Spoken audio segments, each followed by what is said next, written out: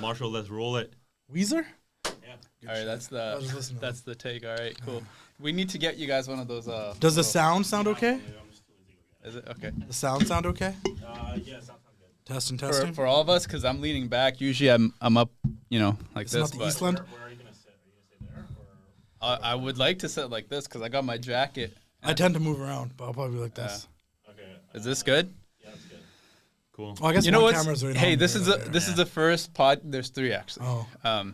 This is the first podcast where we're not dressed. That's when I looked at you guys. We're Like, are they gonna be in suits? I saw Dude, I Carter almost came in like essential sweatpants. I was like, I should probably put on jeans. I was like, I don't know, at least a little bit up. For this one specifically, I was just thinking this is gonna be dope because I won't have a blazer on, but I'll put on a good-looking jacket, something sure, cool. yeah. Like I want to feel like I'm a wrestling guy. So I have come to a place now, and I think it's because my profile picture is my face, and my face has been out there so much now doing interviews and stuff, where like I was so accustomed, and I was told back then from my friend Cleo Thomas, like, yo, rep your merch, like, rep it. Like, don't worry about, like, rep your shit. It's your shirt, rep it. And I do it a lot, especially when my store was up and I was selling stuff. I'd always rep my shirts, I'd wear my jackets.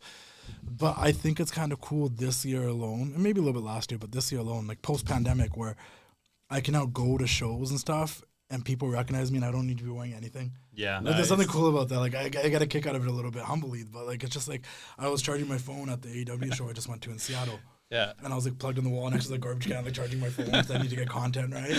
And these group of people walk by and they're like just staring at me like, yo, you wrestling classic? This now they're all like taking pictures. My buddy came in to watch me. He's like, dude, you had a lineup. And I'm like, yeah, I'm not even wearing any wrestling merch. It's zero wrestling merch. And so that's why now it's like I try to rep other people's stuff. Or like these guys send me stuff all the time, so I try to wear their stuff. But I don't need to wear my own stuff anymore. It's cool. It's funny is because the brand has become you. It's recognition through association. And I had to do that purposely because for the longest time it wasn't. That's a whole story, like how it started, right? But like it wasn't at first, and then I had to, because I lost the page for 5.5 months. I got it back, right? Like the whole situation, and I was like, oh, like I got to make it about like who is Justin now rather than Wait, hold on. You said you lost. Were you canceled? No. I never, okay.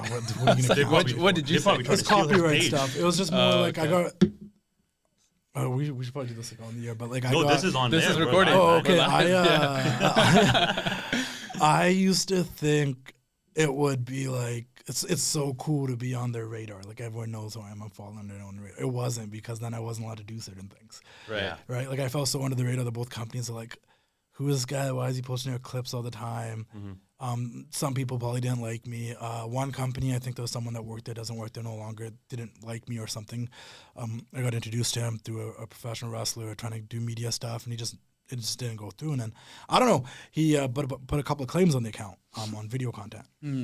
So I was like, whatever. And then the other company just started, and to their credit, they were a brand new company just starting in 2019, AEW, and they said I could post whatever, but I couldn't. So I posted some video stuff, and they came back later. And I got flagged. They're like, your stuff's too good. Take it down. No, I got flagged right for copyright stuff because I guess TNT and TBS kind of owned the content as well. Of course. So they're like, it wasn't on our end. It's probably on that end. I don't know what the true story is, but they were like really quick to be like, we'll retract them, find out what they were. Like that's our bad.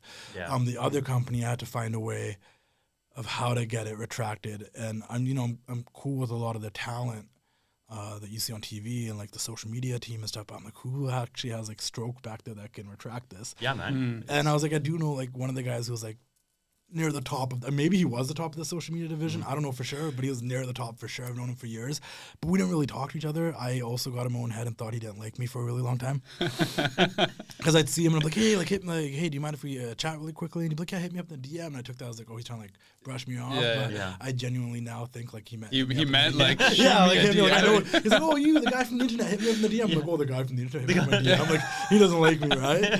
But like he did and whatever. And then I also coincidentally a couple of months, like, I think that happened in June, July.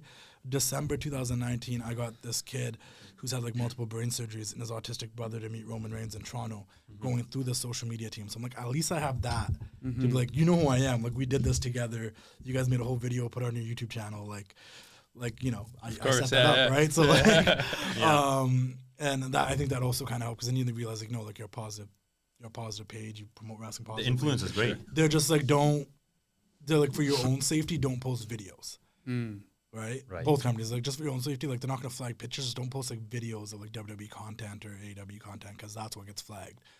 So I had to like change everything of like, because I think I built the page mainly posting old school videos, promos and videos and matches, and that's what everyone was. I mean, it's just things that you like to do. Wrestling classic. Yeah, like and I had to switch it up, and that's when it became more of like, okay, there's a little down period after I got the page back, because it's kind of like, what am I supposed to do now? Yeah. I grew a whole nother page to 40,000 followers. They deleted that. I was like, okay, whatever. But this guy didn't turn his sound off. That's disrespectful. New mistake. But, you know what? Let's start right. Let's actually introduce our guest. Yeah, let's do this properly. We started rambling. No, this is proper. Man, I don't know if I love the enthusiasm, and I love that you're just like out there. I hate doing these. You know that, right? Oh, I always feel like I do these. You're natural. I do it. I interview people. That's fine. Yeah. When I do them, I'm always like, did I say too much? Did I say too little? little? No, it's the This is actually perfect. Stone Cold gave you a compliment. He did. He's like, you're good at this. You got a future in this business, kid. Yeah. So, man, welcome to the show. It's called Unconventional, and today we got the one and only Justin Dillon from Wrestling Classics. I'm gonna say Justin Dillon from Wrestling Classics. I don't want it to be Wrestling Classics is Justin Dillon, but Justin one and the same thing. But Justin Dillon is the brand, and you've actually grown yourself to be for the face of Wrestling Classics. So here's the crazy thing that's weird for me to say, because when I say it this way, I feel like I haven't accomplished a lot.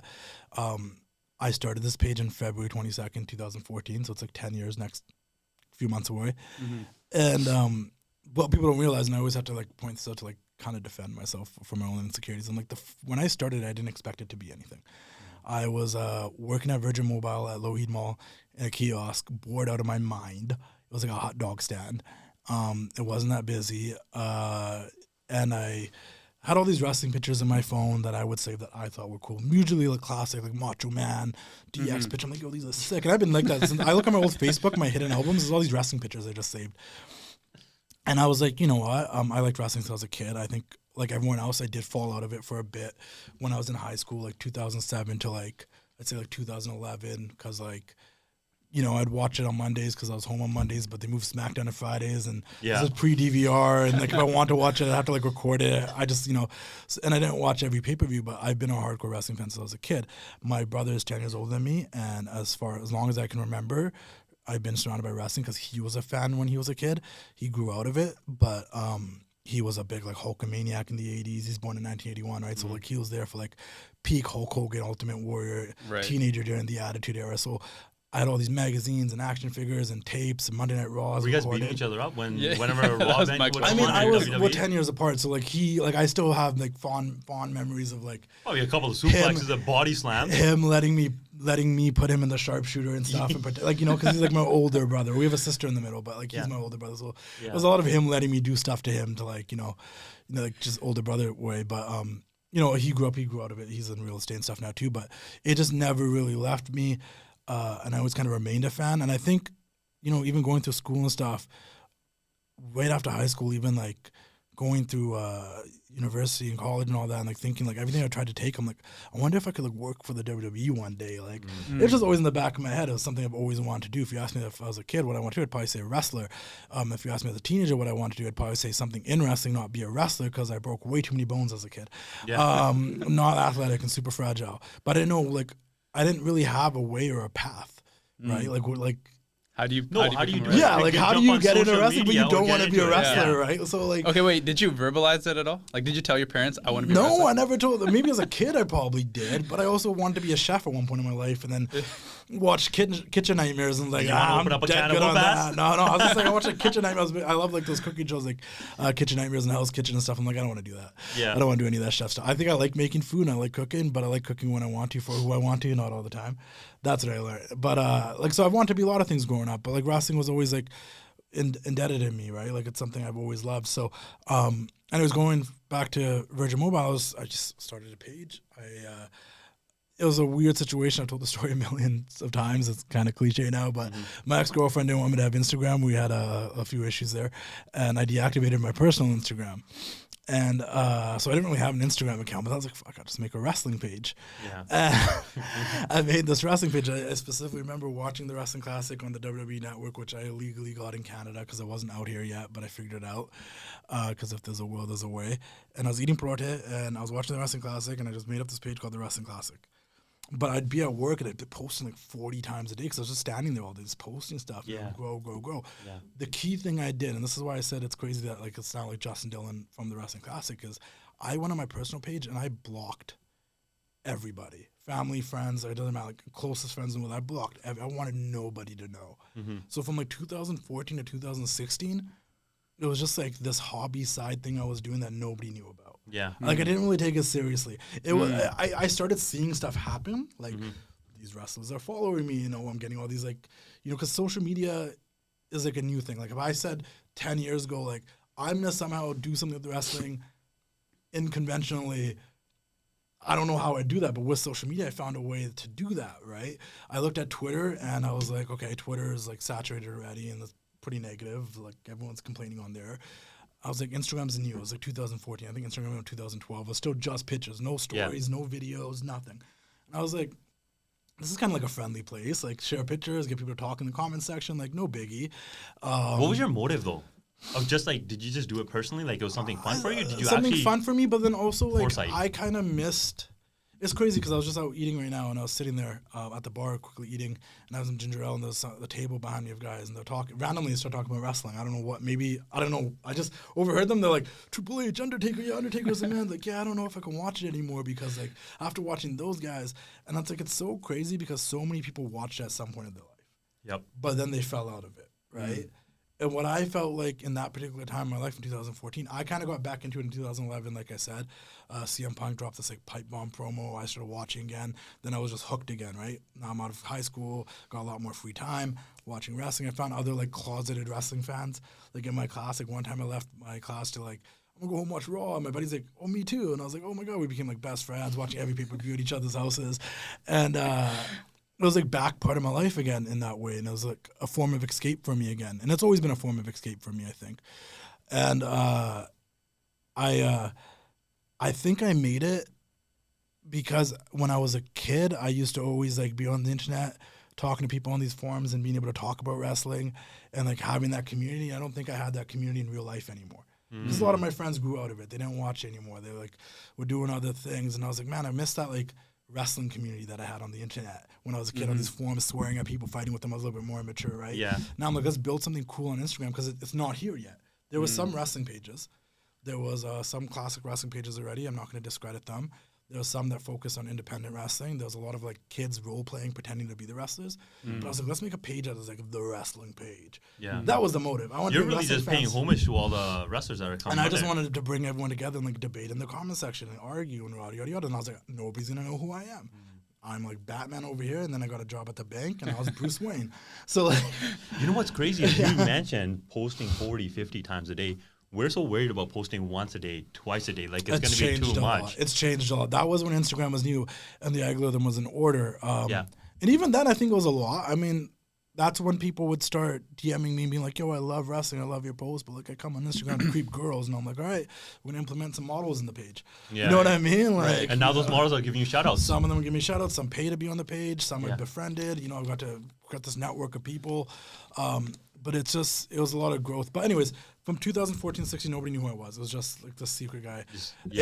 I started I went to WrestleMania in Dallas, and I sold a bunch of T-shirts before I went there. And I would see people wearing them, and they were like, you're the guy. And I'm like, oh, people don't know who I am.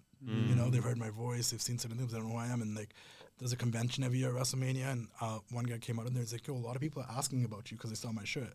They want to know if I was you. And I'm like, oh, like, I got to own this. And at this point, like...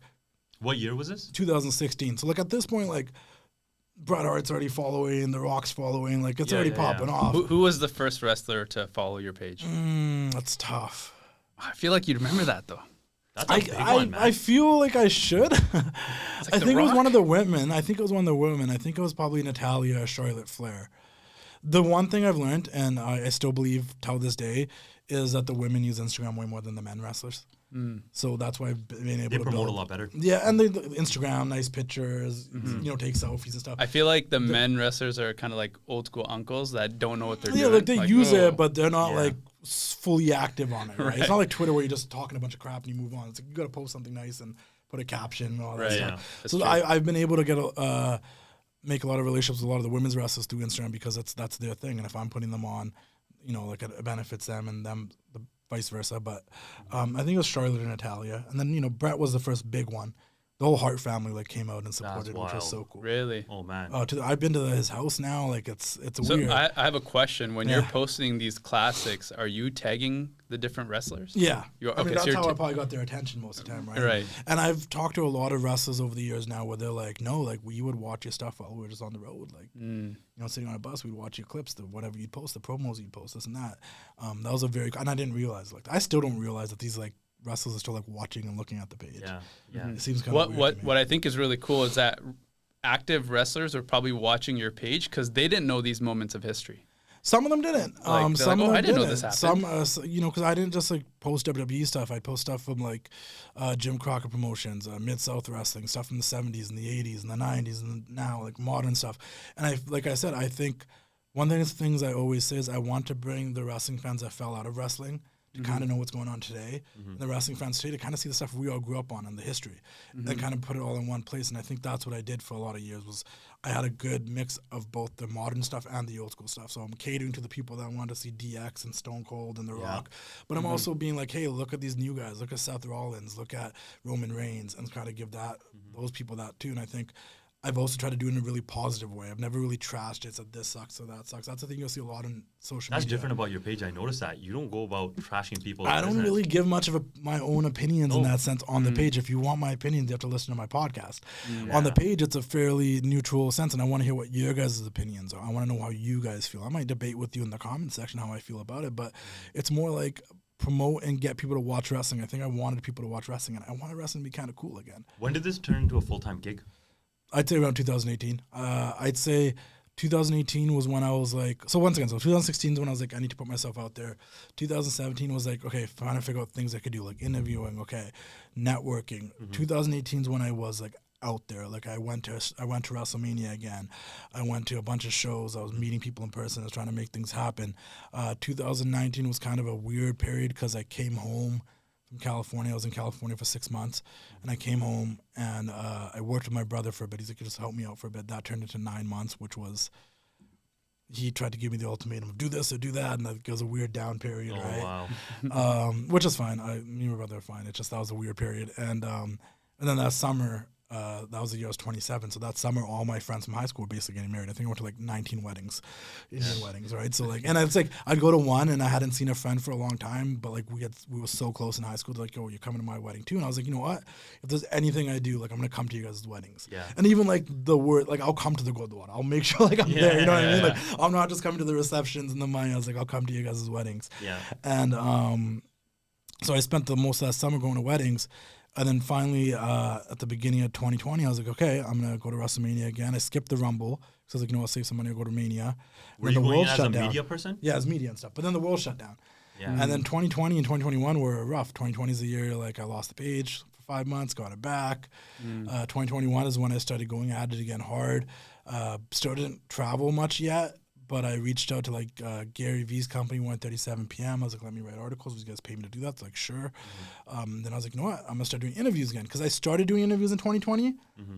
I started doing interviews. I was like, I'm stuck at home. I just want to interview people I know and that I befriended over these years. And like, and I think everyone was kind of doing it at that point because everyone was stuck at home and on lockdown. So I started doing interviews and I did 2 with this guy named Shad Gaspard. He's part of this tag team called Crime Time. And we did, and then he was like, yo, I'm at home too. Like, let's just do a podcast. Like, we'll do this every week. We did 4 episodes, and then he unfortunately passed away. He drowned out in Manhattan Beach. Sorry to hear he that. saved his son. He got the people to come out there and save his son, but the tide got out, and then they came back for him, and he wasn't there. So that was one reason I was like, I'm just going to take a break. Then I did like one more interview in like a month later, and then after my page got taken out for 5 months. So like 2019 and 2020 were a little bit of a struggle, and then 5.5 months of like fighting, trying to get my page back, making up stuff, lying, saying I had a lawyer, trying to find a contact at Facebook. Like it was it was almost impossible to be honest. Like everyone's like, how'd you do it? I'm like, I don't know. They literally just want to give you a runaround because they don't want to deal with it. And themselves. I'm like, I couldn't tell you how. Like I gave up. Like there was like, I say 5.5 months, but I think from like August to like October, I technically like maybe like end of July to like October, like I kind of gave up.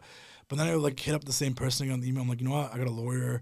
Just made it up. I didn't really have one. I got a lawyer.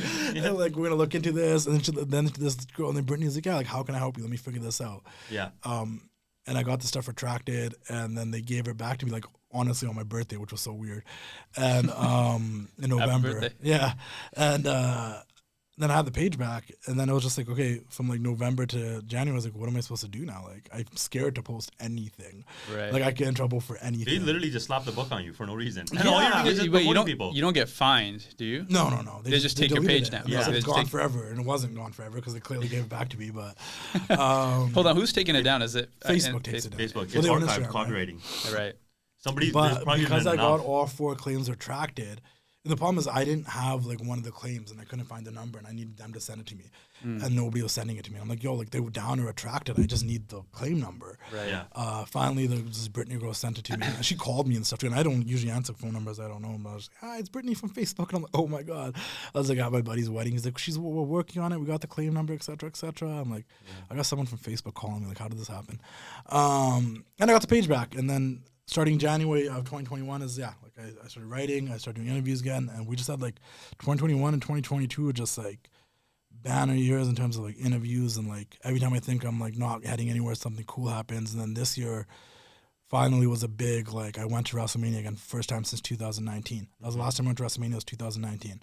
So 2020 pandemic, 2021, it was like a half-assed WrestleMania, not a full crowd. I was in Tampa, still like traveling was hard. And then 2022 I missed, and that's on me. That was my bad. I should have probably went.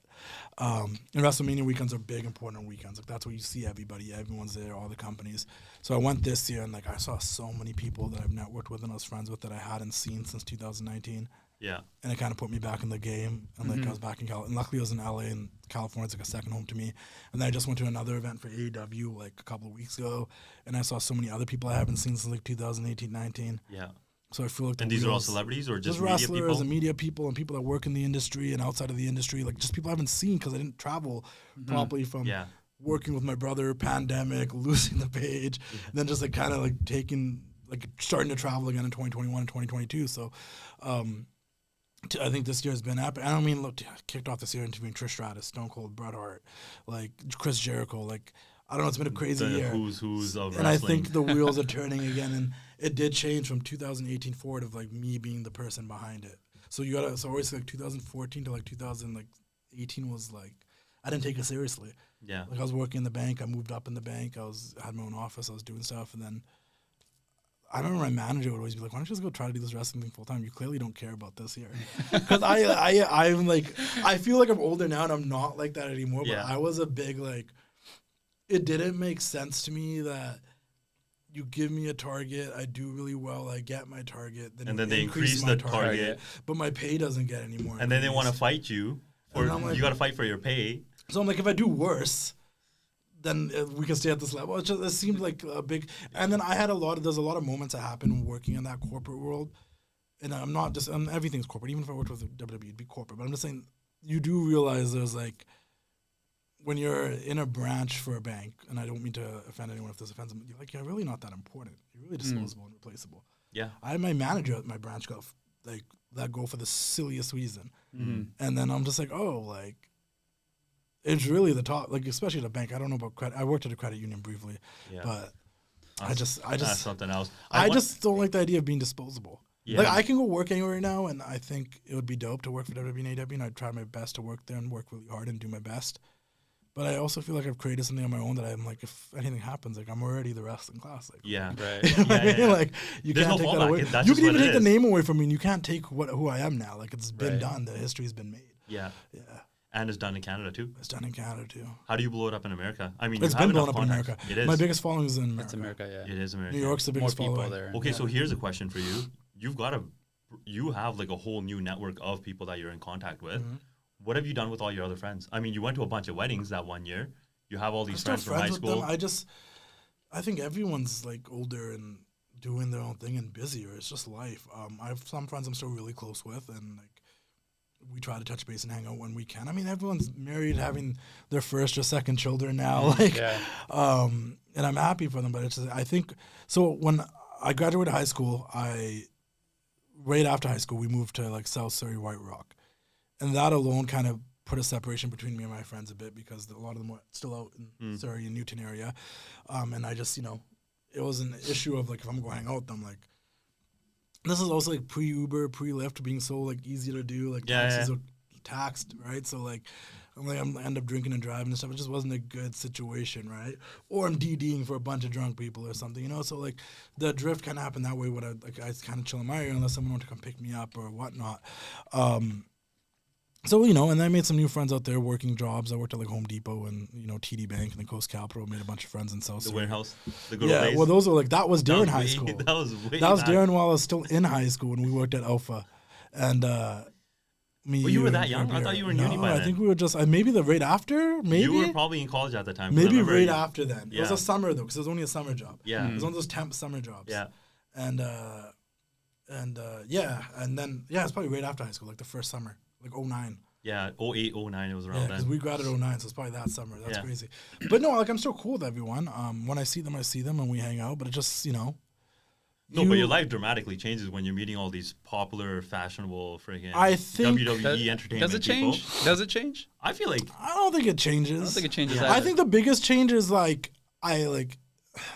without like sounding like cocky or anything, because I don't think it's really cocky to say, but it is cool to know like I have friends all over the world that I can go. Like I can go to California, I got a group of friends down there. I can go to New York, I got a group of friends over there. I go to Philly, I got a group of friends over there. Hell, I can go to Nashville, Tennessee, and I got a group of friends over there. It's people that you connect with on a whole different level that actually want to talk about wrestling. And I've made friends over social media that have become like lifelong friends to me that we've hung out, we've chilled, I've been to their house. Like it's weird, Yeah.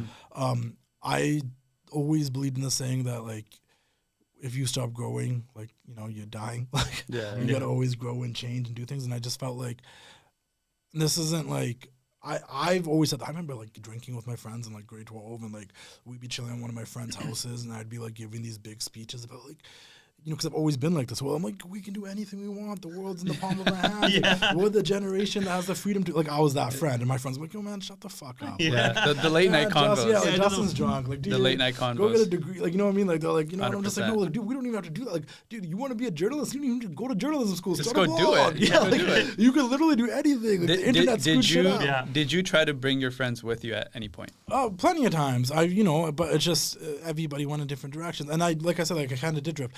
I think I watched a video the other day and I posted it on my story because I actually really relate to it. They're like, there's this time where if you're trying to achieve something or do something that's unconventional, you're going to go through a phase where you feel like you have no friends and you've lost everybody. And like, you're like, what happened to everybody? Like, why aren't they calling me? And I think I did go through that. Because, it takes two to tango. Like, I need to call my friends, they need to call me. But there was a point where I was trying to do stuff. I'm like, we weren't calling each other. And you go through a phase of, like, you felt like you lost all your old friends. I feel now, at my age, I didn't lose any of them. Like, I could see any of them. I don't know, maybe they'll be like, no, fuck Justin. But I could see any of them and be like, yo, what's up? And I feel no different towards them, for sure. right? Yeah. Like, my love for them. I'm a very sentimental person. I'm a very deep thinker. Like, I have a really good memory. I don't know when I'm going to start losing it, but as of right now, I got a really good memory. And I am one of those people that adds a lot of value to every friendship and relationship that I have. In the sense, like, I'm an overthinker that I'll be sitting there one day and be like, you know what? Yeah, I don't talk to this person no more, but there was a period in my life that this person was like one of my best friends. Right. And I saw them every weekend. And I care about them a lot. Do we talk? Do I go see their children on time? No, but I know for me personally, if I look at my life as a story and I main character myself, like, that person was pivotal in a part of my life. These people were very essential to who I am today.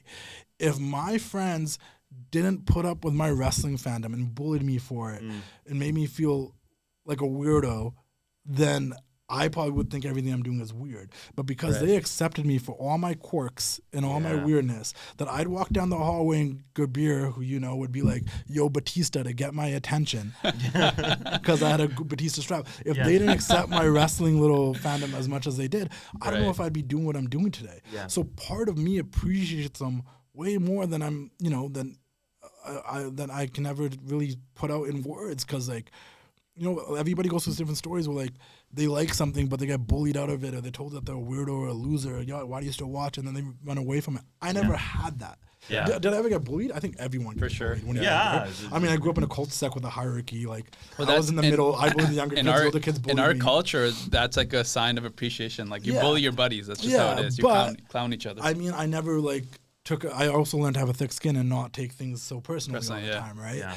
And also, when you talk about going online and just like bashing people or trolling people, if they're gonna comment back and forth, you gotta have some sort of wit. Yeah, I mean, at the beginning, I didn't have like sometimes like I still like someone today I post something and someone's like, "You're so cringy," but in my mind, I'm like, you gotta be a little cringy to do something. Yeah. Different, right? You gotta like do something that's uncomfortable. Everyone's like, "What the hell?" You mean something unconventional? Yeah, and that's what I mean. Like when nobody knew for the first 4 years, I think that helped because nobody knew. So by the time people started knowing, they're like, "This guy's 500,000 followers." And you're like, "I don't care anymore." The Weeknd's following him, The Rock's following him, LeBron's following him. He must be doing something, Yeah. right? But I think about that too. Like maybe I used a little scapegoat, not telling anybody for 3 years. Yeah, right. You know what? Maybe if all my friends did know, and I still got it when I first started seeing my friends, like a lot more. They'd be like, "Oh, the wrestling classic," but I don't get offended by that. Yeah, of course. I was like, "Okay, cool." You know what I mean? Like, it's a level of admiration, right? If they start mocking you, it's like, oh, I'm doing something right. They're thinking about me. Well, one of the things, there's two ways to look at it, especially in business, and it ties into philosophy as well. In business, they talk about big, audacious, hairy goals and just write them out and yell them out and put a vision board in. And then the philosophical side is keep your goals to yourself, and then when you blow up, people will just recognize you as that new person. So you actually took that route. Yeah. Versus a lot of people will want to get their face and recognition right away, and they don't really go through that journey. I also feel like that's the problem with other people that try to do what I've kind of done. Younger people that ask me for advice, like, "Yo, like, how'd you go on your Instagram? Like, how'd you start interviewing wrestlers?" And I think we're kind of like the last generation, like those kids born in the 80s and 90s, the last generation that didn't have this shit. Like, we didn't have phones like that fast, and we didn't have like social media right away, and we had dial-up internet, and we get kicked off the computer and stuff. Right. We weren't allowed to sit on all day. Like, we didn't have access to all that. Like, we still played outside till the street lights came on. Yeah. Most of us didn't have cell phones till we were in high school. Now kids get them like in elementary school. So like, we're the last generation where like this is like a privilege to us and we know it. Where I think like the next generation, like this is just what they're expected to have. You know what I mean? It's not a privilege. Like I'm supposed to have an iPad. And if they don't utilize it, it's just wasted. And they look for instant gratification off of it. Right. Where I feel like when I started this, I did it because I liked wrestling. Yeah. Right. And I did it because I wanted to share these pictures and talk to people about wrestling. Yeah. And I had I didn't know people were going to follow it and dig it. And then once they started letting us post 15-second videos, I started posting 15-second videos. Yeah. At one point, I was recording it from my phone to my TV. Like, I didn't know how to rip videos. I only had to rip videos. Like, it was a little process, right? Yeah. And I think because I was so genuine and passionate about it, people picked up on that. And they followed and they wanted to see it. And, like, we support this guy. Yeah. He's one of us. And I was also, like, 23 when I started the page. So, like, 22, like I was a little bit more immature and I'd say a lot of stupid stuff. I look back now, I'm like, man, if I posted any of that stuff now, like I'd get like canceled or like not, you know what I mean? Like, there's a couple of wrestlers that blocked me, that unblocked me now that we're cool with, but I post some stuff of theirs that I understand why they blocked me. I told them that, I'm like, I understand. I was young and stupid back then. And I just think because I did it without the intention, like I said, I was still working. First, I was working at Virgin. I got the job at the bank, and I was like, "This is it. I'm gonna work in the bank. Got my, my Canadian Securities core stuff. Did all that. I'm like, okay, like, this is it, my future, and this wrestling thing's on the side." But it just like, I think because it wasn't like I wanted something out of it right away, that's why I became more and more and more. And then opportunities started coming to me. I feel like sometimes now people do things and they have this expectation that, well, I'm doing this now. Like, why aren't I getting noticed? Why aren't I getting these opportunities? Right. You have to enjoy what you're doing first, right, for you to actually achieve anything. If you don't enjoy it and doing it for the wrong reasons, you're just doing it because you want a big following, you want recognition from wrestlers, or you want to do interviews and stuff. Eventually, you're gonna burn out because you don't enjoy it. You're just trying to do it for the clout. What's your big 5-year goal? What are you trying to do with all this? I don't know. I know, but it's. Are we like, trying to get you to WWE? Is that even what it's called? called? I listen. I don't like to say it out there because I feel like when you put things out there, then it doesn't happen. You know what I mean? I know, knock on wood. But I am a big, like, obviously, like, I wouldn't shy away from the fact, like, no, I'd love to help either one of these companies on the digital media side of things, like working for one of either the larger companies, WWE, AEW, any company with their social media, and helping the talent with their social media. Right. Like, most of the wrestlers, they're so busy, they're on the go, they're traveling, they're eating right, they're working out, they don't have time to focus on what they're posting on social media, but social media is important, especially in this day and age. And I think I'd love to be able to help out and do that because I know how to engage with this audience. What if you just get into like managing some of these guys, their profiles? That's an opportunity too, right? And I think that's a bigger opportunity as time goes on because I've been very fortunate to have get to see a lot of wrestlers now and already that have started wrestling from the beginning. Right. There's a few people that are in AEW now that I've known them since before they even took a bump or started training. Yeah.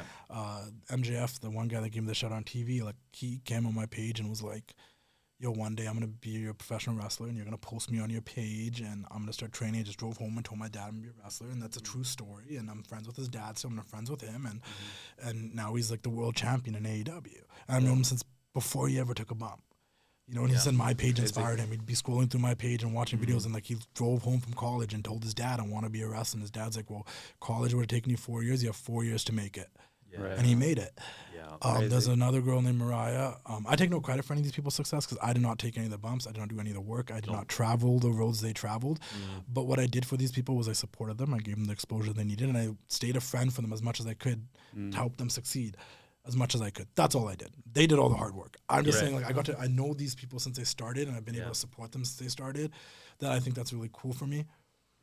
Because moving forward, it's like I know I can do that now. I can help people a little bit. And I think that's the aspect. People are like, oh, you got to do this. I'm like, I think the thing I enjoy the most is I actually get to help wrestlers that are coming up. Like, they're putting in all this hard work. They're training, they're eating, they're going hard, they're taking the bumps, they're driving the 30, 40, 50, 60 miles to go to shows. Or, for example, with Mariah, she like went from the UK to wrestle in Japan, and now she's finally here. And this, like, she did all that herself. The most I did was, like, I was able to support her and showcase her and give her exposure on my page as much as I could. Right. So her name was still floating around out there. His name was still floating around out there. Yeah. Give him feedback, just ideas I think, or like bounce ideas off each other and stuff. And I feel like when you say the management thing, I think there's still a bunch of wrestlers that are coming up today that I've known since they started now. Maybe that'll be a thing. Maybe at some point it's like, I'll take them under my wing and be like, okay, let me help you guys get booked and do this and that. It's an option. Yeah. How do you see crossovers happening with, I don't know if you know this, but WWE and UFC, more than likely, they're bought out by TKO. Yeah.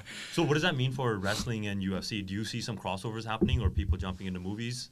Because WWE has their own entertainment system. There's always going to be crossovers. I think there's always going to be crossovers. I can see them doing stuff where they both host like big events on the same weekend or something. Yeah. In the same city. I can see stuff like there'll probably be more crossover with UFC and WWE in terms of just like people, being at each other's shows. You'll see more wrestlers at UFC shows and more UFC fighters at wrestling shows. But the best thing that happened was like Lesnar. You remember when Lesnar came over? Yeah, it's great. It was huge. And then he came back. There's always crossover, man. There's like Bad Bunny's in WWE right now wrestling. Logan Paul's in WWE wrestling. You know what I mean? They'll always if there's a potential to make money, they had Cain Velasquez in there for a minute and then he disappeared. If it works, it works. If it's good for business, I'm sure they'll do it. And I think them being under the same umbrella, like that helps a lot, man. Yeah, we can do like a mega show. I don't know. We'll see.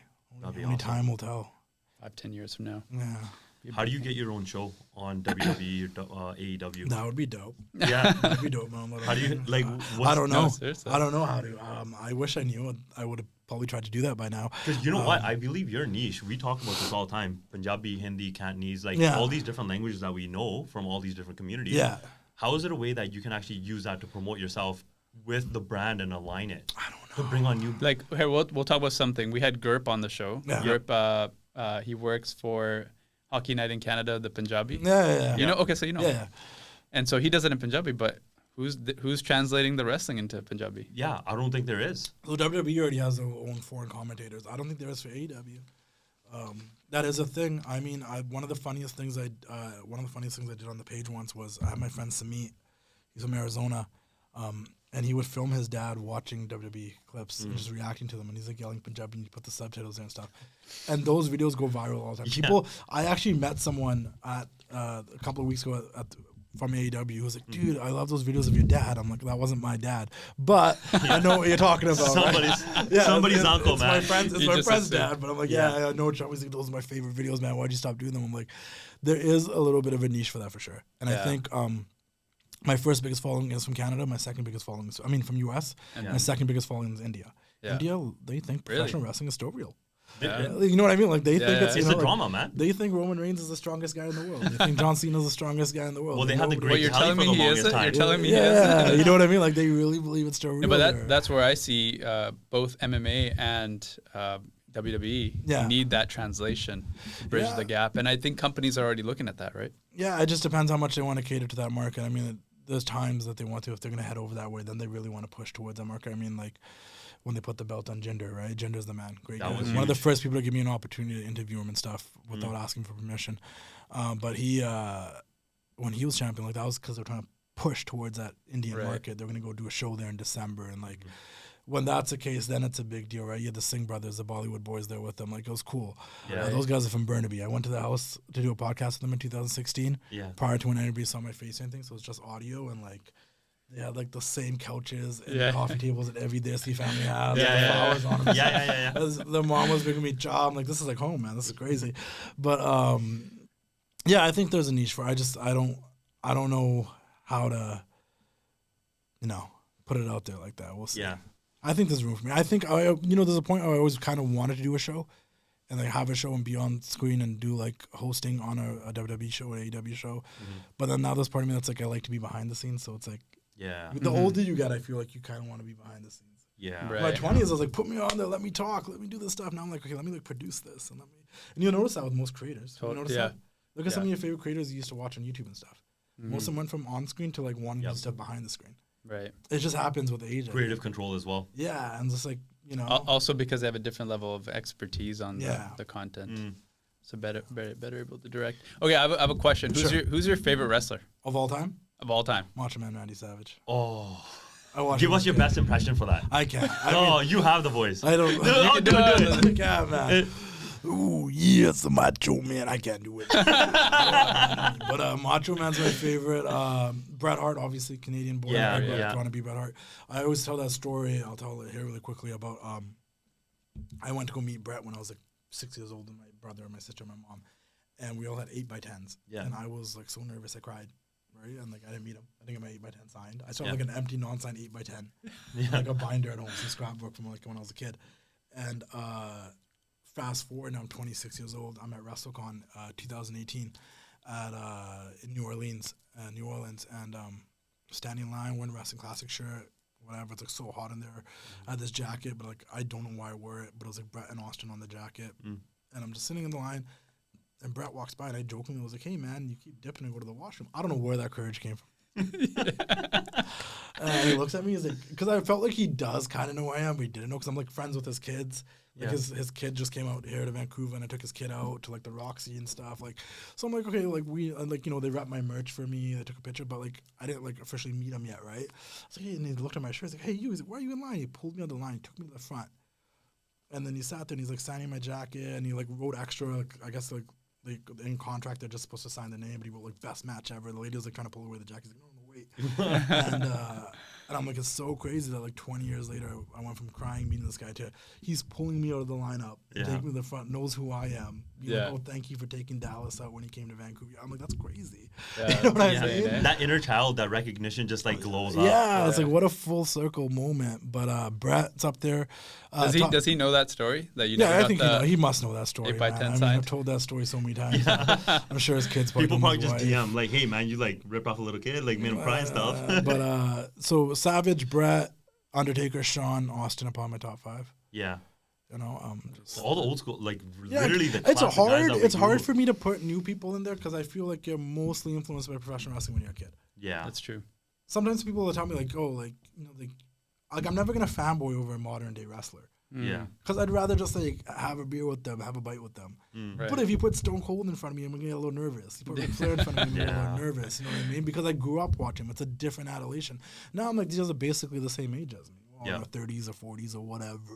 Some of them are in their 20s. They're younger than me now. And I'm like, how am I supposed to fanboy or fan? You know what I mean? Like, we're the same age, so it's a little different. And it's harder for me to put them in that position where I'm like, do I have favorites today? Yeah, I think like Seth Rollins is great. MJF is obviously one of my favorites. Sasha Banks, I'm a big Sasha Mercedes Moné fan. Like I got a lot of favorites today, but I can't say they're like my all-time favorites because like I don't watch you since I was a kid. Right. Yeah. I had to watch you as a kid for me to be like. I think there's 2 people that are like in my top 10 that are kind of newer, that are kind of modern, and that's like CM Punk and Randy Orton, just because I was really big fans of them as a teenager, so still young enough to be like, these are the guys. But Batista's in my top 20 because teenager. Right. But once I turned 20 and older, I'm like, I can't put some of you new guys in here. Like, So actually, we had a thought while we were driving here about what we would ask you. One of the questions came up was like, who's the most popular person that you have on your phone? Who would you say that you can just pick up your phone, you can dial them in?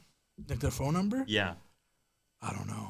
I got lots of phone numbers. I don't know. No, like a wrestler. Who's the one wrestler you could call right now that would answer? Danielle, but I'm not going to call her. Summer Rae. Summer Rae? You can get her on? She would answer right now, but I'm not going to call her right now. I do have Brett's number. I do have CJ Perry. I have Jinder, Sheamus. Yeah. I can DM The Weeknd. He's usually responsive. You can DM The Weeknd? Yeah. We've talked here and there. I just actually DM'd him like a week you have ago. people outside of the wrestling community. Well, that's the thing. We talked about that before we started recording. One thing that I made sure to really do, like a year in, was I was like, I should network with people that aren't even in wrestling. Because who knows? Like maybe I'll do this wrestling thing for like, I don't know why my brain's. I'm like, I'll do this wrestling thing for like 10 years, and maybe I want to get into like, I love music. Maybe I should work with some musicians or some stuff, right? Right. So I've just always was like, I have this reach, and most people open my DMs now because I have a following. Mm-hmm. Yeah. Just like connect with people, network with people, and especially like the time I spent in California, like I got invited to a lot of things without any hesitation because I wasn't stepping on anybody's shoes. Like I'm not trying to be an actor or a singer or like of course, like pitch my script or something. I'm the wrestling guy that has a bunch of followers. Like that's a wrestling guy over there. I was like, the wrestling guy. Like you know what I mean? If anything, people want to keep you around because you're promoting them. And then I'm putting them on my stuff. Like let's go wrestling guy. Like so it's weird. And so I become friends with people that like I don't know if you guys watched the Disney movie Holes. Cleo Thomas, who plays Zero in that, he's a big wrestling fan. We became really tight. Joe Santagato's a big YouTuber. Like he was really Joe Santagato. He's got that really that basement funny. guard. He does the funny videos with like Frank Walmart and stuff. Him, Danny, Frank, that whole crew out there from New York. Like they all supported rep my merch. I got cool with them. Just as models that have now, first they were Instagram models, now they're actresses and singers and they're doing other stuff. And it's literally just supporting other people. It's just so that's the biggest sharing my social wealth with people that are also trying to do unconventional stuff and are kind of dreamers because why not? Yeah. Like once again, like the same thing I said about the wrestlers, I don't mind helping people. I don't want to take credit for anybody's success, but I'm going to try to help people as much as I can. And I think that's the most I can do. Now, if you're a business, I might charge you some money. Of course. yeah. But if you're an individual and you're trying to like do something that's unconventional and you want some exposure, I'll try to help you out. You know what I mean? Like, for sure. Because it's hard, man. It's hard to get your name out there and share stuff. And I've seen people get excited, like, like there's just one girl, she's like trying to be a singer now and stuff. She like picked up her friends, her like guy friends, cousins from the airport, and they're like, we just saw you in the wrestling classic. And she's like, that's so nuts. Like, make me feel like a rock star. And I'm like, that's, like as much as you can just like help people out, it makes a difference. And to make people out, like, put a smile on people's faces. That's usually what it's all about. And I think once I'm very lucky, like if you really boil it down, like I think our generation's also really cool in terms of like who was at my high school at the time. I don't really want to talk about high school, but I mean like if you are watching this and you're from here, like PM's got a bad rep, right? Like, you went to PM, like, you're not gonna succeed. Like, PM, it's like the Surrey Jack school or whatever. And it's like, I see myself, and I graduated with Janinata, and I see what he's doing. Yeah. And DJ Intense is like 2 years old, me and we're still super tight. I see what he's doing, and we all went to this school that has such a bad rep. Right. I think it's pretty fucking cool. You know what I mean? Like, came out pretty good, man. You know what I mean? Yeah. Like, okay, this school has such a bad, and I understand why it has a bad rep. Like, I went to that school. Like, I moved to South Surrey White Rock, and I went to house parties and told them about my life growing up, and they're like, "Where did you live?" And I'm like, 10 minutes that way. Yeah. But like, even though like we went through a lot of stuff, and we were exposed to a lot of stuff growing up, and it was a little wild down there. Like, there's 3 people you can say right now that went to that school, and there's probably more that I'm leaving out. And I apologize, but I'm friends with these people, so like, Johnny and Intense come to my mind real fast. Like, it's cool to see, like, me and Johnny aren't even that close no more. Like, we graduated together. Like, we're tight when we were in high school. Like, but we had, like, this love for each other. We see each other because, like, oh, man, like, we're both weirdos, and we're out here doing some crazy shit. And, like, you have to be a little bit weird to get away with this, man. Like, we're, like, the ones that, like, went out and, like, took a bet on ourselves doing some, like, unconventional, weird shit, and it worked. Like, we took those weird route. And, like, there's times where we're broke, or we, like, we all went through the same shit. Like, it's not, like, this the entire time. It's, like, up and down, like, 1 minute you're on top of the world, you're killing it, next thing you're down here and nothing's happening. Now you're back up here, and it's like, and that you spend a whole bunch of years realistically not making money from it. And I think that's another part that people can't get past, right? Because and it's circumstance based, right? Like, not everybody has the same privileges and opportunities. Like, I always say I'm a little privileged because I have an older brother that kind of took care of things a little bit more financially, to be fair, and I'll never not appreciate that because it allowed me to fuck around and have fun and figure some shit out, right? Some people don't have that. They need to find out ways to make money real fast because they have to like help or support. Completely understand. But I took my freedom and I tried to make something with it. You know what I mean? Yeah. I took the freedom I did have and tried to like capitalize on it. But I don't take it for granted. I know why I had this freedom and why like I'm able to, the youngest kid in the house, and I find it very similar with youngest kids in the house to run around and do this stuff because there's less weight on my, and trust me, there's still weight on my shoulders in different aspects of that family mold, but in terms of that aspect, like I was allowed to go out and do whatever I want, you know? Yeah, right. And I think that's a big part too. I always say like where you place in a family actually plays a big role in what you do in life. Yeah. Whether you're the oldest, the middle child, or the youngest, it actually makes a difference. People don't realize, like, go ask people. You'll be like, oh, that's nuts. Yeah. It's mostly youngest children that are like running away to I'm curious now, because what's your quick breakdown? What does the oldest end up doing? What's the middle? My brother's a realtor. He's just like, you know, he just. What's his name? Let's give him a shout out. Peter. He'd get mad if I gave him a shout out. And the same last name as me. But he's like, why are you talking about me in public? Yeah. He's killing it. And he's like killing it. Like he's top tier. He's in commercial real estate. He's doing his thing, right? My sister is in the middle. She's started her own brand. She popped it off. She like does a bunch of web design stuff and a bunch of like, she helps brands and launches them and helps them with sales and scaling their businesses and stuff now, which is really super cool. To be honest with you, she started something on Instagram that was popping off.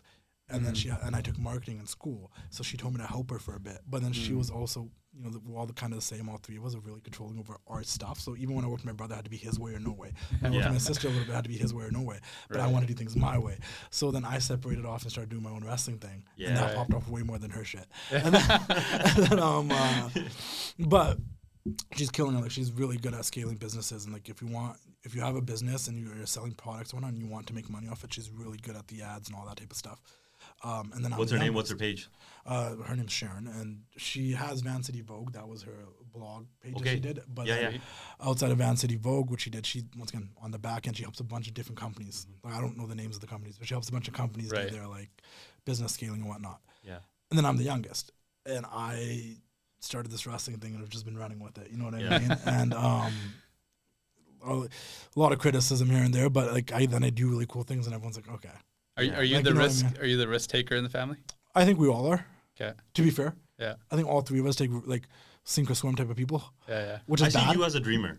I am. You're the dreamer, man. The real estate guy, he took it for like business. And no, and I think he's I think he's in a different way. I think he's a dreamer in a different way. I think that's me and my brother have in common that we're both like big picture, big world. Like it's not like I said, like when I'd be drunk, hanging out with my friends, being like, we can do anything. I always thought the world is bigger than it is. Of course. Right.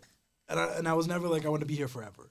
Yeah. You know what I mean? And I think I was very I've been very fortunate that we always moved frequently from like Surrey to South Surrey to now West Vancouver, because it opened me up to different aspects of areas and make new friends and stuff. But I think staying in California like for a bit, like I just think the world's bigger than us. I think my brother's the same way. I think my sister's the same way. And I think we're all kind of like that. I think we all just took two different routes with it, right? My brother's a bit more practical.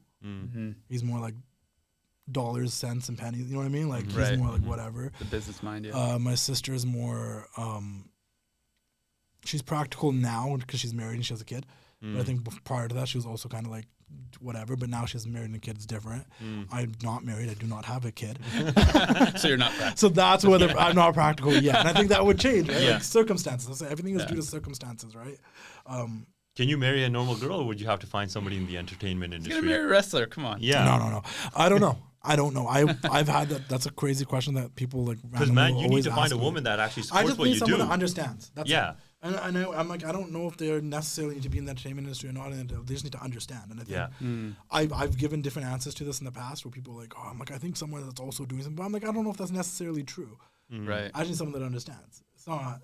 Yeah. You know what I mean? You need somebody grounded. A lot of this is bullshit. Like social media is fake. Like, you know what I mean? Like, it's something that understands it. So a lot of these conversations or what I'm posting, like, yes, some of it is genuine passion, like what I enjoy and what I'm sharing, but some of it's like, I'm doing it because I know this is what works. Right.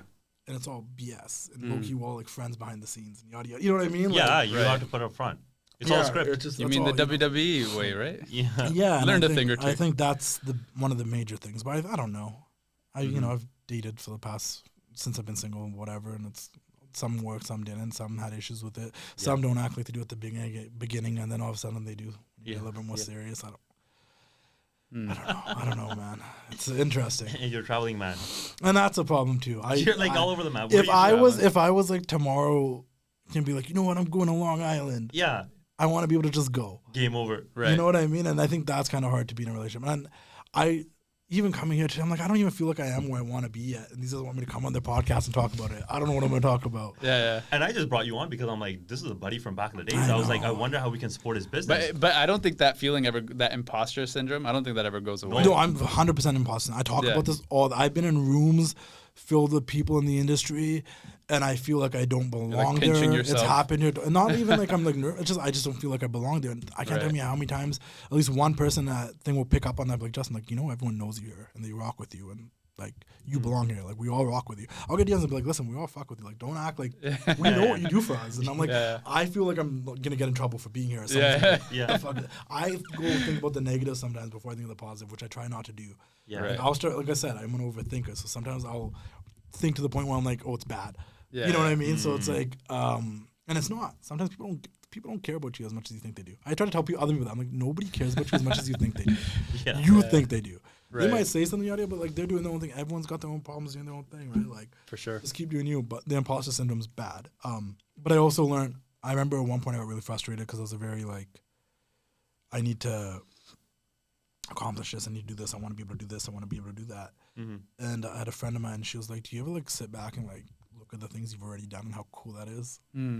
Like, you've talked to like some of your biggest heroes. You've know these people. They know you by name. Like, you got to go to shows for free. Like, just the little things. And not like, but like that's a thing that you get to do that other people think is super cool. They're not going to tell you it's super cool because nobody wants to blow your head up. But they think it's cool for sure, and it should be cool to you too. And I'm like, I guess like, you got to enjoy the ride, man. That's the funnest part. For sure, man. Hey, for the next WrestleMania, what's likely that 2 unconventional guests you can bring along with you? To Philly? You guys want to come to Philly? I'll be down. When's it happening? April. I always tell people, if you're not even a wrestling fan anymore, like, go to a live wrestling show. Yeah. Definitely go to WrestleMania if you can with your boys. It'll just be a fun regardless. Yeah. Right. All the OGs are there anyways. They're all there at the signings. You want to go meet Sergeant Slaughter and all these guys, they're all there. Yeah. It's always a blast. That's just a name I throw out there. You want to meet anybody, Ric Flair, Bret Hart, anybody. They're all there, though. Like, if they're alive, they're there doing meet and greets and signings and stuff, right? Just go to a wrestling show, man. It's always a blast. I know SmackDown's coming here to Vancouver January 5th. Oh, really? Yeah. They're going to be at Rogers Arena. That's going to be dope. They don't come here that often. I want everybody to go because the more people go, the more they'll come back. And there's an audience here. AEW is coming here in May, I think May 11th. Okay. They're coming here for an AEW Collision show. Yeah. I was just at the media scrum for their last pay-per-view in LA, and I asked why they never came to Vancouver last time they came to Canada. And then coincidentally, like 2 weeks later, they announced a Vancouver show, so I'm taking a little bit of credit for that. And I asked the owner of the company, like, directly. I was like, hey, like, what up? And then, so now they're coming. They're just thinking, oh, Justin Dillon, man, this guy's got followers. So they're gonna come to Vancouver. So I know a lot of people aren't familiar with AEW. They're more familiar with WWE. Like, that's the McDonald's of wrestling. Is like WWE. Like, they're like, the brand that everyone knows. But AEW is dope. Sting's there. Chris Jericho's there. A bunch of names that you guys know. They're actually all there. A lot of OGs are wrestling at AEW right now. So it's the second biggest company in the world in terms of professional wrestling. They're coming in May. So I hope they have a good turnout here in Vancouver. It sucks because they don't come. None of these companies come to Vancouver that much. Yeah, I want them to come more. It'd be nice because otherwise, then I don't have to travel so much to go to all these shows. Let's make this a hot spot. So, guys, go to the Vancouver shows. SmackDown January 5th, and I think AEW May 11th, if I'm correct. Yeah, that's awesome. You recently started a commentating gig. Yeah, I was at a local. There's actually a bunch of local wrestling shows here, guys. Independent wrestling companies. Boom Wrestling, Nation Extreme Wrestling. ASW is one of the oldest ones. It's been around since like forever, like the 70s, 80s. All Star Wrestling. There's Boom, All Star, WrestleCore, and ASW and NEW. There's a bunch of wrestling companies. I've been trying to do a little bit more with them now that I'm here more often. Like, like I said, prior to this, I was going to California and trying to like do stuff and, just wasn't too involved with the local scene as much as I wanted to be. A lot of the promoters now are like trying to get me more involved, which I appreciate because that was a thing, right? Like, I want to get involved, but the promoters didn't really want to get me too much involved. And I think this new group of promoters here, Steve from WrestleCore and Brady and Max from Boom and the Thunder from Jalandhar at ASW. Like they're all they're all like they want me to be more involved, which I appreciate. Yeah. So now they're giving me opportunities and stuff like, do you want to commentate? How do you want to what do you want to do? And I think that's super cool. So we'll hopefully see more of me like doing some commentary. Maybe jumping in the ring and kicking somebody, I don't know. But the more they want me to get involved, the better. Like I wanted to for years. It's just the companies before, like they let me come, they want me to get content, but they didn't really. They were more. I don't know. I think they still looked at me as like, oh, this fan. No, he's a fan. Right? Yeah. Which I was like, I go to California and the wrestling companies down there want to get me involved. I go to like they're all like, but here in Vancouver they were just I don't know. The door was open, but it wasn't fully open. Right. Yeah. Some time's gone by. I've grown more as a page. I think my face is out there more now. They're like the people that are the promoters now are like, no, like we want you to whatever you want to do, you tell us. Like you know. Oh wow. Yeah, like get some creative. Yeah. So I was like, yeah, I'm like if you're down for me to commentate for a couple months, like that'd be so cool. And like Steve pitched it to me. I'm like, I'm down. I'll give it a shot. Yeah. And now I'm like, I want to do it again. Do the commentators ever get involved in the actual wrestling? Sometimes. Like, would they throw you through a table at all? Yeah, if they wanted to. Like, sometimes. That'd be cool. Like, yeah. Can you ask them to do that? Throw you through a table? Yeah. Nuts. Maybe. Yeah, like, I wouldn't be I guess you would have to build a character. Have you built a character for yourself? No, but I think it would be so funny because I'm such a baby, like a baby-faced good guy on social media that it'd be so funny to just be like a dick. Yeah. Yeah. I told him next time, like, when I commentate next time, like, can I be like a heel commentator? I just want to be an asshole. Yeah. Because I'm like, I feel like nobody gets to see that side of me. You need it. They never see that side of me. They just see the nice guy, friendly Justin on social media. Like, there's so many times people in the comment section be like, man, we can't wait for your heel turn. Like, you're so nice. Like, like no, I'm a little bit of an asshole. Like, it exists. It's just, you don't see Or maybe they just make you like super nice, like the super nice guy. No. Yeah. No, man. This got I like super nice guy gets tossed. I like tossed through a table. I like saying like take a chair to the head or something. I always like the commentators that were the heel commentators growing up, like Bobby the Brain and like Jesse Ventura and like Lawler, where like a heel would do something bad and they'd be like, no, he's just trying. If you're not cheating, you're not trying. Like those are my favorite commentators. Dude, I want to see you fight one fight. And you want me to wrestle? Yeah, I would just make that happen. Just something. That's my challenge for you. Not that it means anything, but no, man, that would. How cool would that be? Maybe one day. That's one off your resume, man. Take it off. To have one match. You know what, man? I want to get to some fan questions. Yeah. Oh, yeah. Are we like over an hour? We're right around there. Dude, man, you've got some good stories. No, I just keep talking. This is the problem. Then I'm going to leave you and be like, why did I talk so much? No. This is exactly what we wanted. It's what it's for, right? It's what happens to me. Where's the question? It'll be, to refresh. Yeah. Mark Henry mentioned you in this story. Thank you, Mark Henry. Mark Henry. Let me ask you guys, who were your guys' favorite wrestlers growing up?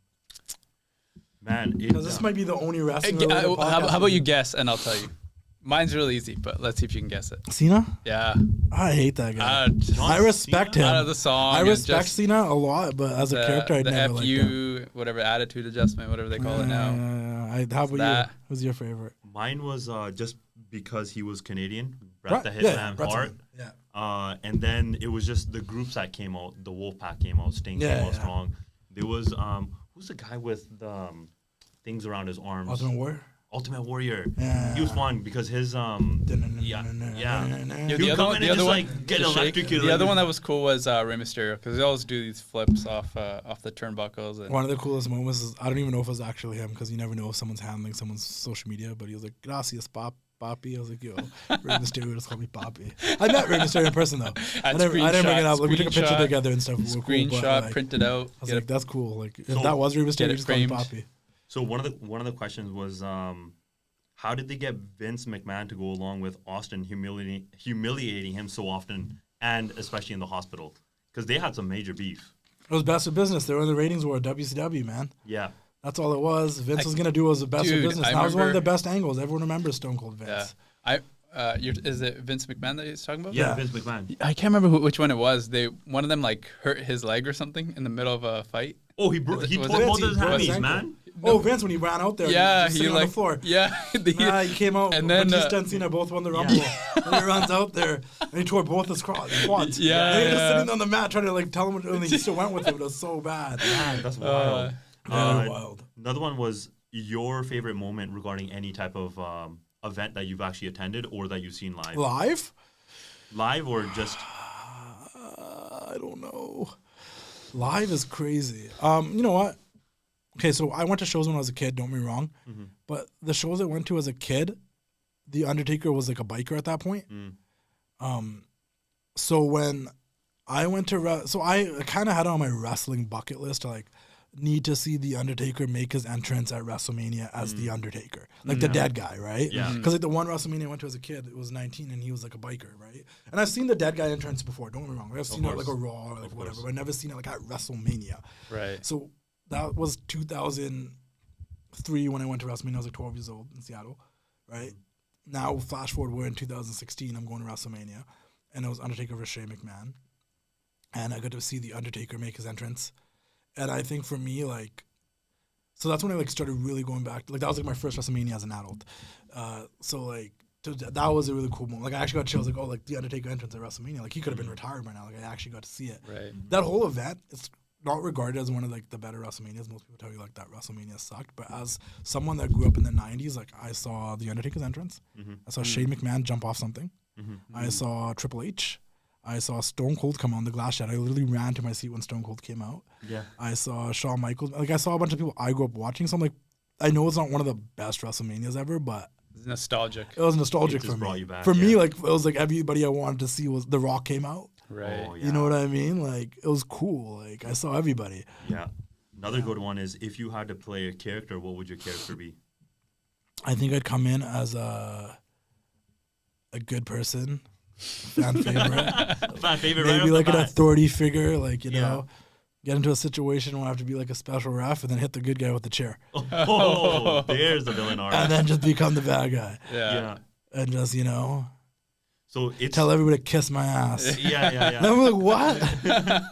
He was so good for like 10 episodes. Yeah. What do you mean? Like, we started liking him. We supported him all these years. A bunch of marks. Cool. That's all for me. Yeah, I just got a question. Like, what is next for you, and what's next for Wrestling Classic? I don't know. I'm gonna keep grinding. I feel like I'm not gonna lie. Like my buddy was like jokes with me. He's like, you say this all the time. I'm like, I'm gonna stop doing this. I'm gonna start doing something different. Like, I don't know where it's going. Like, I don't think anything's happening, and then something cool always happens.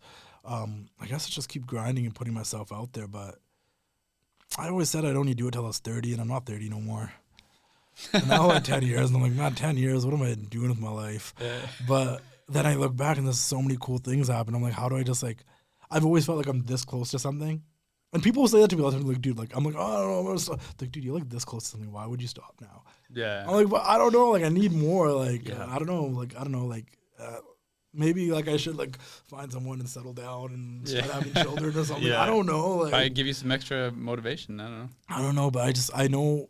Obviously, like we talked about briefly, I would love to work for one of these companies in a digital media marketing role. But if they're not interested in me right now, then I guess I got to keep grinding until they are, and just keep doing the thing. I when people ask me for advice, I always say like the best advice I ever got was there's 3 pieces of advice I got that I really stick with me. One, just start. If you're gonna sit there and you want to do something, you're gonna be a perfectionist about it. You're never gonna start. Yeah, it's gonna start like crap, and it'll get better as you go. You know, I remember a friend of mine, he specifically pointed out, like, have you ever seen Joe Rogan's first podcast? Oh. There's 2 dudes sitting on a couch on a shitty like webcam camera. And now look at where they are. You just need to start. The second thing that I'm trying to apply again now in the last couple of years that I wasn't applying for a few years there was just show up places. Whether there's something for you to do there or not, just if you're in the town where something is happening, you'll meet people, you'll see people, your network and whatever. And the advice I give people all the time is just keep doing the thing. Because as long as you keep doing it and you enjoy doing it, like good stuff will happen, but your heart's got to be in it and you got to just keep doing it. As long as you can. I understand, like I said, circumstance-wise, sometimes you have to go a more practical route, change your game. I mean, even I did, right? Like I worked for my brother for a bit. It happens to all of us, but as long as you keep doing the thing, like eventually things will work out if you're passionate about it and you really want. I've done it myself. I've seen other people do it, and life is what you make it, right? So you live once. I'll tell you right now, like, and I mean this in the most non-morbid way, and I know I can be a little morbid sometimes. I could die tomorrow. And I think most people, if they were going to give me a eulogy, be like, he really did whatever the fuck he wanted. You know what I mean? Right. Like, he liked wrestling, and he did, like, no, he never really did anything he didn't want to do, and that's actually kind of true. Right. Yeah. Like anything that I did not enjoy doing, I stopped doing. And has it been like the most successful thing? No, not all the time, but can't say I didn't do it my way. Like, I am that Frank Sinatra song. Like, you know what I mean? Like, for sure. It is what it is. Yeah. Yeah. Cool. That's awesome. That wraps it up for today. It, Justin. Are you gonna? Should we put him through the table or something? No. Yeah, sure. I think we should. We guys follow me at the Wrestling Classic on Instagram. The YouTube's the Wrestling Classic. I really need to get my YouTube subscribers up. I'm TWC Worldwide on Twitter. Probably should get my Twitter up too. But the Hub's the Wrestling Classic. I write articles. I do interviews. All my interviews on YouTube, as well as wherever you listen to podcasts. It's a TWC show. You'll find all my interviews from the past in the archives. I've interviewed Bret Hart, Stone Cold Steve Austin, Trish Stratus, Chris Jericho, Matt Cardona. The list goes on. Gary V, Carolyn Sped from Sportsnet, even people outside of the industry. You'll be surprised who are wrestling fans and stuff. And there's some really good evergreen conversations there that you guys listen to about life and whatnot. So check it out. And let them know when you add them and start following them. Drop on DM and tell them that you found them off unconventional. So do it. So we know how much reach we got as well, because we're trying to blow up this puppy as well. I know you guys will make some really cool edits and stuff, but show me them before you both. Oh, is it? A collab. I said a lot of stuff. Yeah. Cool. Thank you so much, man. Done. Thank you. Sweet. Appreciate it. Thank you. Can we actually put you through the table? No. He's like, I'm not that guy. No. Marshall, how was it?